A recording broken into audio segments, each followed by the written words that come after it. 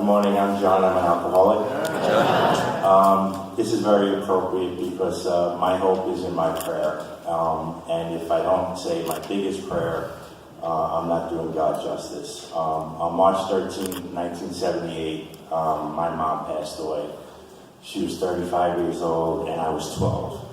I was terrified, I was hurt, and I probably said one of those prayers that could be a song. I cried out from my heart because I didn't know what to expect. And God answered that prayer. When I walked up to her casket, I understood at a very young age that the physical being ends, but spirit never dies. And I hold that spirit today in my heart. Obviously, I'm an alcoholic and an addict, and for 20 years, I distanced myself from God. But He was always there. In 1995, I was able to hold my dad's hand and say goodbye as he closed his eyes. He died of cancer.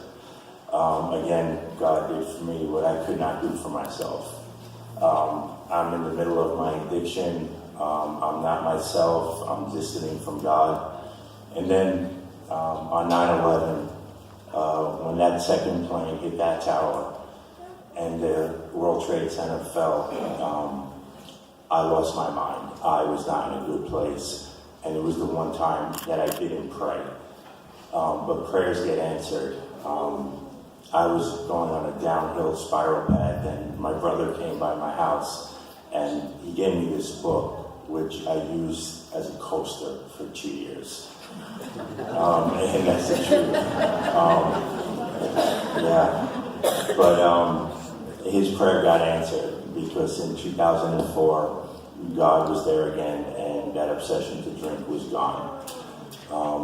There's a chapter in Martha's book about taking a leap of faith, jumping off a cliff and trusting that something will be there to catch you. So I jumped out of New York, left everything there, sold everything, and came out here with one suitcase, no job, no friends, but a spirit. And my spiritual journey began. It brought people in my life, like Callan, who was a friend, but now has become a brother. So prayers do get answered, and nothing is perfect. And I learned this because after 14 years, I had a struggle, and I was not in a good place, and it's part of my story.